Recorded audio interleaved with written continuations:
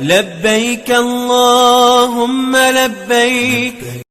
अस्सलामुअलैकुम दोस्तों, मैं आपका भाई मोहम्मद लईक हाजिर हूं आपके सामने आज एक और नई वीडियो लेकर। आज हम बात करने जा रहे हैं एक खातून की। भारत के मध्यकालीन इतिहास में दिल्ली सल्तनत एक ऐसा दौर था जिसने राजनीति, सेना और शासन व्यवस्था को नई दिशा दी।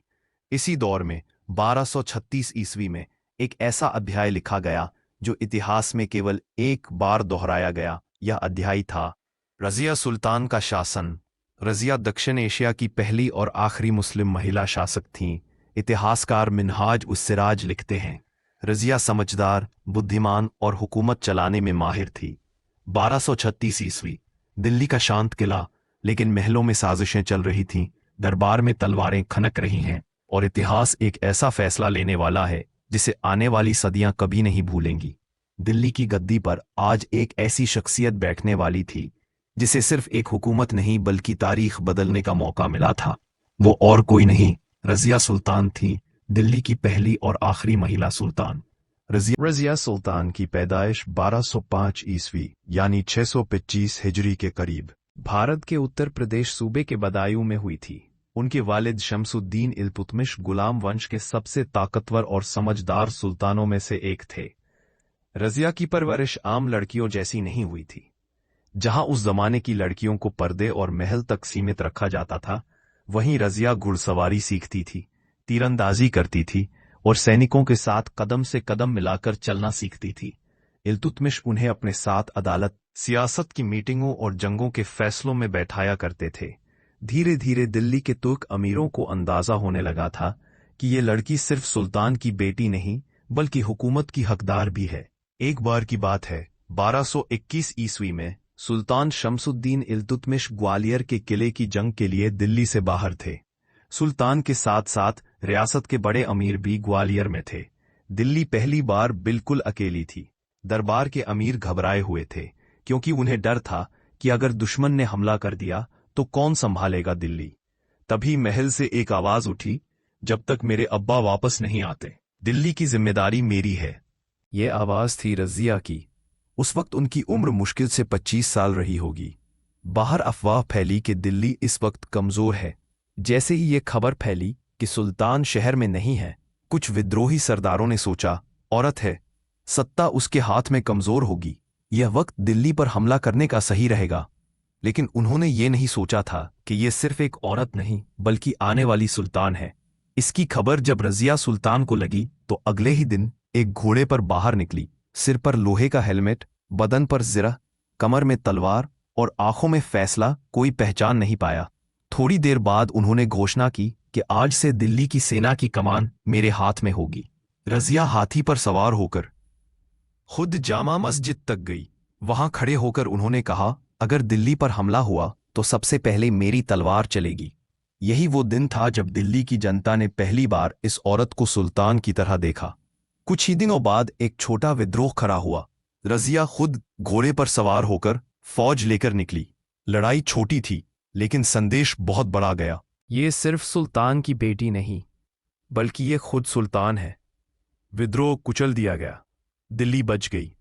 कुछ हफ्तों बाद जब इल्तुतमिश लौटे, दरबारियों ने पूरी कहानी सुनाई। कहा गया, आपकी बेटी ने बिना डरे दिल्ली संभाली, फौज चलाई और बगावत को कुचल दिया। कुछ दिन बाद इल्तुतमिश ने एक फैसला किया जो इतिहास बदलने वाला था। उन्होंने कहा, मेरी औलाद में रज़िया सबसे काबिल है, मैं उसे अपनी वारिस घोषित करता हूं। इल्तुतमिश के बेटे तो थे लेकिन वो लायक नहीं थे। शराब, शौक और कमजोरी ने उन्हें सत्ता के लायक नहीं छोड़ा था। इसीलिए इल्तुतमिश ने बेटों पर रज़िया को तरजीह दी। लेकिन दिल्ली सल्तनत के तुर्क अमीर इस फैसले से सहमत नहीं थे क्योंकि उनकी नज़र में एक औरत कभी सुल्तान नहीं हो सकती थी। 1236 में इल्तुतमिश की मौत के बाद अमीरों ने रज़िया को नज़रअंदाज किया और उनके भाई रुकनुद्दीन फिरोज शाह को सुल्तान बनाया।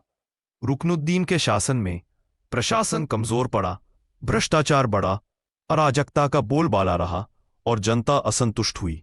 शाह तुर्कान हुकूमत चलाते थे और उन्होंने इल्तुतमिश के कई वफादारों को मरवा भी दिया था। लोगों में गुस्सा बढ़ रहा था। तब एक दिन दिल्ली की जामा मस्जिद में रज़िया जनता के सामने खड़ी हुई और बोली, क्या ये तख्त किसी अय्याश का है या उस शख्स का जो इसे हक से चला सके? दिल्ली की जनता ने जवाब दिया, रज़िया हमारी सुल्तान होगी। और यूं इसी असंतोष के बीच रज़िया ने जनता और सेना का समर्थन हासिल किया। 19 नवंबर 1236 को रुकनुद्दीन को हटाया गया और रज़िया दिल्ली की सुल्तान घोषित हुई। रज़िया ने अपने नाम के साथ कभी सुल्ताना नहीं लिखा, क्योंकि इसका मतलब था सुल्तान की बीवी। उन्होंने कहा, मैं सिर्फ रज़िया नहीं, मैं सुल्तान रज़िया हूं। उनकी हुकूमत में बेहतरीन न्याय व्यवस्था, भ्रष्ट अमीरों पर लगाम, आम जनता को हक, फौज को मजबूत करना, स्कूल, मदरसे और इमामों की नियुक्ति प्राथमिकता में रहा। उन्होंने प्रशासन में कुशल अधिकारियों को पद दिए, चाहे उनका वंश या नस्ल कुछ भी हो। उन्होंने अपने नाम से चांदी के सिक्के जारी करवाए। उन्होंने सेना को पुनर्गठित किया और सीमाओं की रक्षा पर ध्यान दिया। रज़िया खुले दरबार में बैठती थीं। वो ज़िरह बख्तर पहनती, घोड़े पर सवार होकर लड़ाइयों की कमान संभालती थीं। रज़िया की सबसे बड़ी चुनौती थी तुर्की अमीरों का विरोध। उनके लिए एक औरत की हुकूमत और एक गैर तुर्क अधिकारी का सत्ता में होना नामंजूर था। चूंकि रज़िया ने जमालुद्दीन याकूत नाम के एक हबशी अधिकारी को उच्च पद दिया था, जो तुर्क अमीरों को हजम नहीं हो रहा था, यही घटना उनके विरोधियों के लिए बहाना बन गई। अमीरों ने उनके खिलाफ विद्रोह कर दिया। तुर्क अमीरों को यह बर्दाश्त नहीं था कि एक ताकतवर और आज़ाद विचारों वाली औरत उन पर हुकूमत करे। उनके खिलाफ साजिशें शुरू हुईं। रज़िया पर एक इल्ज़ाम लगाया गया कि वो इस गुलाम जमालुद्दीन याकूत से मोहब्बत करती है। याकूत एक हबशी था और उस पर रज़िया पर भरोसा अमीरों को चुभ रहा था। 1240 में हरियाणा के भटिंडा गवर्नर मालिक अल्तूनिया ने विद्रोह कर दिया। लड़ाई में याकूत मारा गया और रज़िया को कैद कर लिया गया। लेकिन कहानी यहाँ ख़त्म नहीं होती है।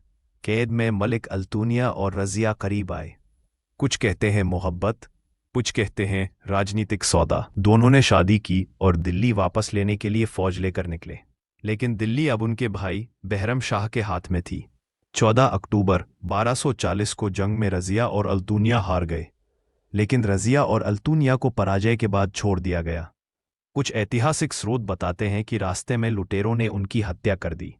उनकी मौत के वक्त न सेना थी, न ताज, न सुल्तानी शान।